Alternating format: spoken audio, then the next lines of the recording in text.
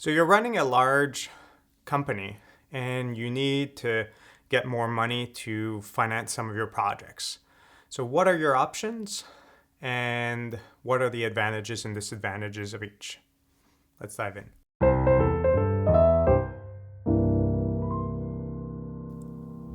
So companies, like individuals, can borrow money from different institutions, but large companies also have access to two other measures, possibly if they're publicly traded and if they're large enough.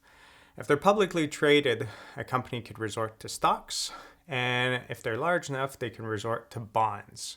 So let's just understand what a stock is, what a bond is, and what's the advantage and disadvantage of each from a company's perspective.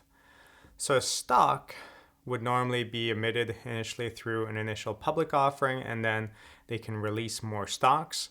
And when they do so, whoever buys this stock owns a certain share of the company. So that's why we often hear about stocks as shares, because you own a share of the company.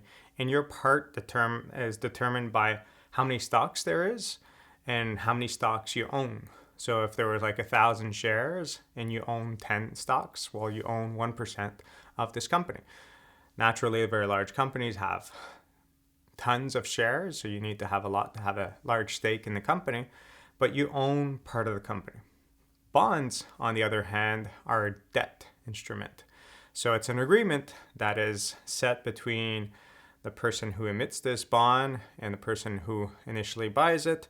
And the way it works, there's different types of bonds. I won't go into all the details here, but essentially you are offering this other individual a promise to repay a certain amount in the future. So if we're thinking about zero coupon bonds, just a bond that you buy at a discount now and you get a larger amount in the future, let's say that larger amount at a certain deadline, could be in a year or a lot longer, is $1,000. So this person that's buying this piece of paper that gives them the right to getting $1,000 in the future will buy it at a discount. Will buy it at a price below that, so that over the course of this time, they get an implied interest rate of a certain amount, which makes sense based on current market conditions and how default, what's the possibility that this company will go bankrupt or not. So essentially, you're borrowing from this other person. So if you look at the two broad categories, it's either you get money from people by either giving them a part of your company or by borrowing from them.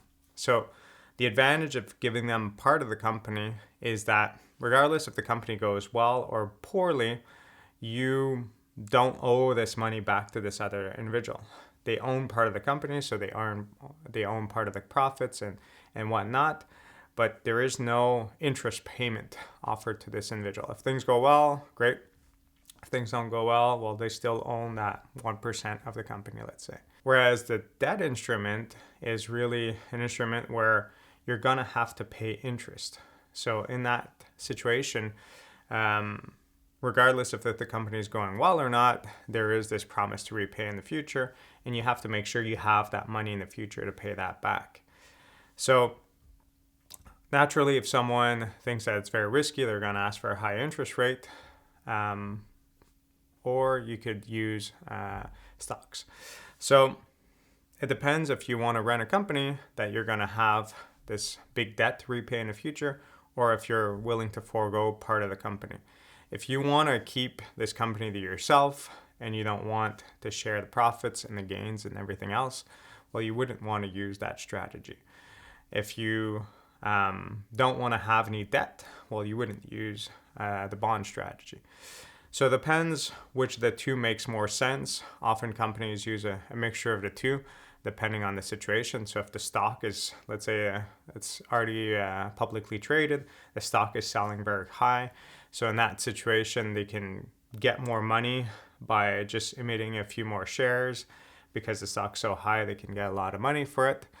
And in another case, if the stock's not selling that high, they might use more like debt instruments like bonds to finance their expenditures. Two different ways of financing their expenditures. If you think about starting up your own company, Would you prefer having this large debt amount that you have to repay, or would you rather have other people own half of your company and then possibly have a say in how it's operated and whatnot?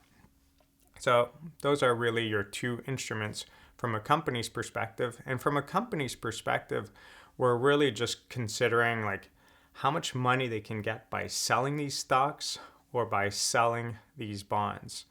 Then from a personal perspective, which I'll cover in the next video, it's looking at someone buying stocks or bonds in terms of their savings and which of the two will make more sense to generate more interest or more gains over time.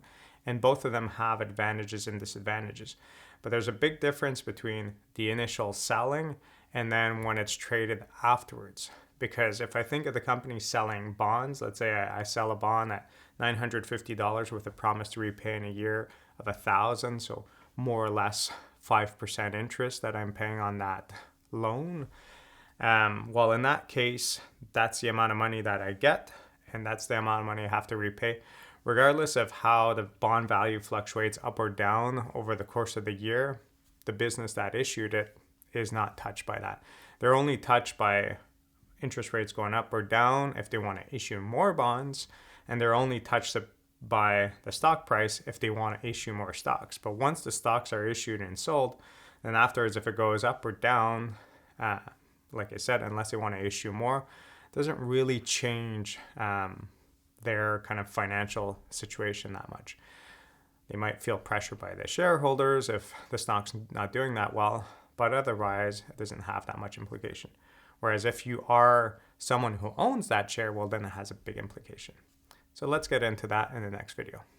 Hope you enjoyed this one. If you found this video interesting, please consider subscribing or joining my class where I guide you to apply and expand on the information found in these videos to real life examples. Have a good day.